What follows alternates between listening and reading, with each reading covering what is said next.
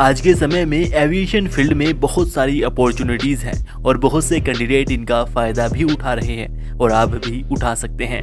तो इसलिए आज की इस वीडियो में एविएशन फील्ड से जुड़ी 10 बेस्ट जॉब के बारे में आज हम बात करेंगे, जहां पर आपको एक अच्छा खासा वेतन मिलता है और उन जॉब्स के लिए क्या क्या योग्यता होनी चाहिए, उसकी भर्ती प्रक्रिया क्या होगी आदि सभी के बारे में हम विस्तार से जानेंगे। तो हमारी लिस्ट में पहली पोस्ट होती है कमर्शियल पायलट की। इन्हें आप अच्छी तरह से जानते हैं। एरोप्लेन को चलाना, उसे ऑपरेट करना इन्हीं का कार्य होता है। पायलट बनने के लिए कैंडिडेट का 12th में फिजिक्स, केमिस्ट्री और मैथ से कम 50% नंबरों से पास होना ज़रूरी होता है, जिसके बाद कैंडिडेट किसी भी एविएशन इंस्टीट्यूट को ज्वाइन कर सकते हैं, जिसमें 1.5 से 2 साल की ट्रेनिंग दी जाती है, जिसकी फीस 10 से 30 लाख रुपए के लगभग होती है। पायलट बनने के लिए कैंडिडेट को 3 तरह के लाइसेंस की ज़रूरत पड़ती है, जिसमें पहला होता है स्टूडेंट पायलट लाइसेंस, जो कि 12 महीने तक वैलिड होता है। उसके बाद प्राइवेट पायलट लाइसेंस होता है, जो कि तब दिया जाता है जब कैंडिडेट अपनी 60 घंटे की उड़ान पूरी कर लेता है। जिसके बाद तीसरा लाइसेंस होता है कमर्शियल पायलट लाइसेंस, जो कि तब मिलता है जब कैंडिडेट अपनी 210 घंटे की उड़ान पूरी कर लेता है। ये सभी लाइसेंस आपको ट्रेनिंग के दौरान ही मिल जाते हैं, जिसके बाद आप किसी भी एयरलाइंस में पायलट के लिए अप्लाई कर सकते हैं। और बात करें वेतन की, तो इन्हें प्रति माह 1,20,000 से 1,50,000 रुपए के लगभग वेतन मिलता है। दूसरा पद होता है एयरक्राफ्ट मेंटेनेंस इंजीनियर का। एयरप्लेन में कोई भी कमी आने पर उसे ठीक करना, उसकी मरम्मत करना इनका काम होता है। एयरक्राफ्ट मेंटेनेंस इंजीनियर बनने के लिए कैंडिडेट का एयरक्राफ्ट मेंटेनेंस इंजीनियरिंग का कोर्स करना होता है। यह 3 साल का कोर्स होता है। इस कोर्स में एडमिशन लेने के लिए कैंडिडेट का 12th में फिजिक्स, केमिस्ट्री और मैथ विषय के साथ कम से कम 50% नंबरों से पास होना जरूरी होता है।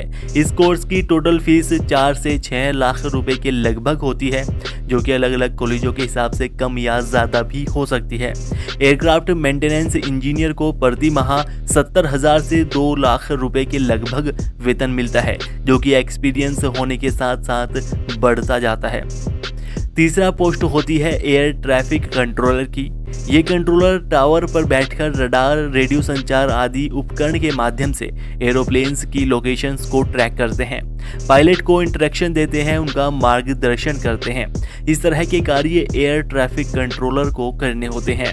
और एयर ट्रैफिक कंट्रोलर बनने के लिए कैंडिडेट का इलेक्ट्रॉनिक्स, टेलीकम्युनिकेशन, रेडियो इंजीनियरिंग या इलेक्ट्रिकल फील्ड से इंजीनियरिंग डिग्री या मास्टर डिग्री किया होना जरूरी होता है।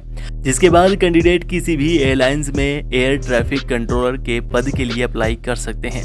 इन्हें प्रति माह 60,000 से 90,000 रुपए के लगभग वेतन मिलता है।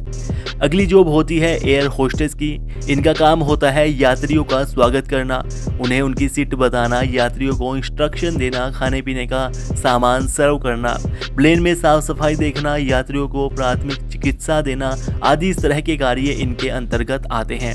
एयर होस्टेस बनने के लिए मार्केट में अलग अलग तरह के 3 कोर्स उपलब्ध है: सर्टिफिकेट कोर्स, डिप्लोमा कोर्स और डिग्री कोर्स, जिनमें कैंडिडेट 12th के बाद एडमिशन ले सकते हैं। इनमें सर्टिफिकेट कोर्स 8 महीने से 1 साल की ड्यूरेशन का होता है, जिसकी फीस 50,000 से 1 लाख रुपए के लगभग होती है।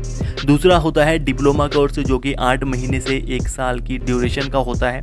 इसकी फीस भी 50,000 से 1,50,000 रुपए के बीच में होती है।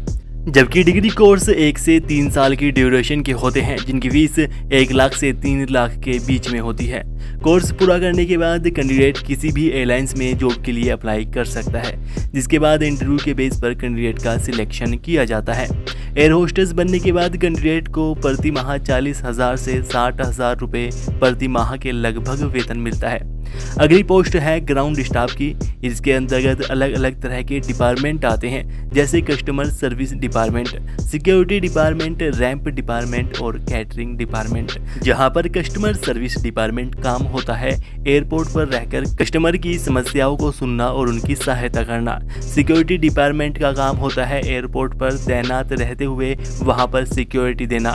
रैंप डिपार्टमेंट फ्लाइट में से यात्रियों के लगेज उतारना, फ्लाइट की साफ सफाई, उसमें फ्यूल डालना, दोबारा से सामान लोडिंग करना आदि कार्य इनके अंतर्गत आते हैं।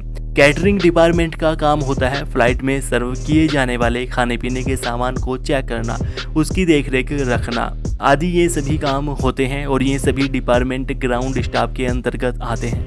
ग्राउंड स्टाफ बनने के लिए कैंडिडेट का ग्रेजुएशन पास होना ज़रूरी होता है, जबकि सिक्योरिटी और रैंप डिपार्टमेंट के लिए 12th बेस पर भी भर्ती की जाती है। इसके लिए भी कैंडिडेट की इंटरव्यू बेस पर सिलेक्शन किया जाता है। ग्राउंड स्टाफ में सभी डिपार्टमेंट में 25 से 45 हज़ार रुपये प्रति माह के बीच में वेतन मिलता है।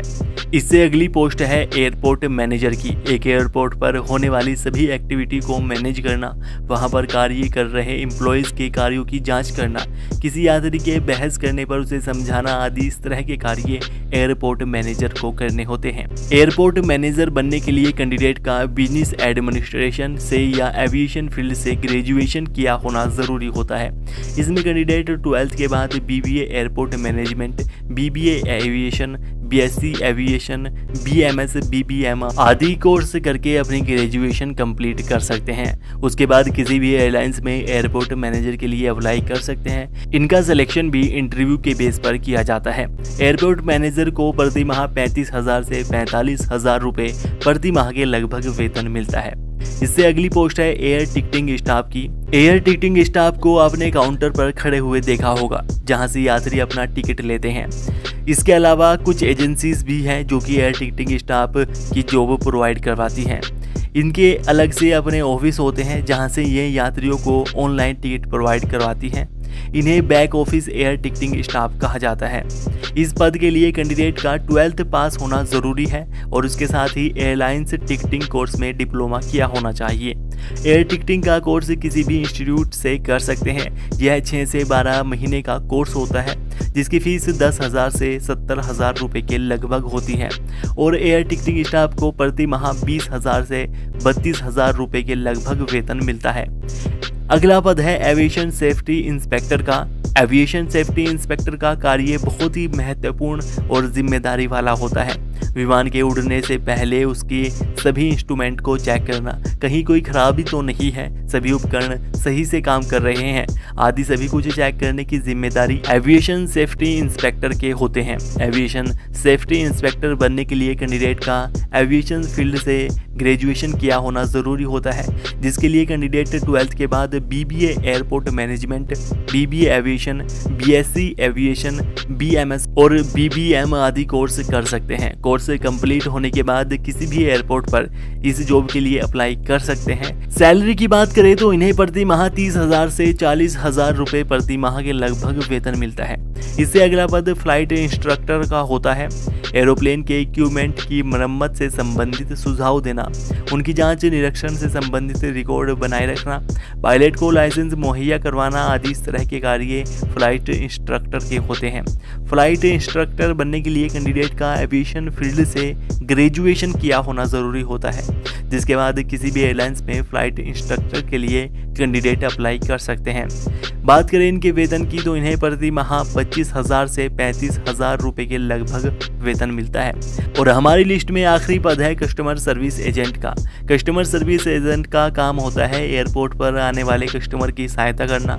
ये वहीं पर काउंटर पर खड़े रहते हैं और किसी भी यात्री को किसी भी तरह की समस्या होने पर उनकी मदद करते हैं।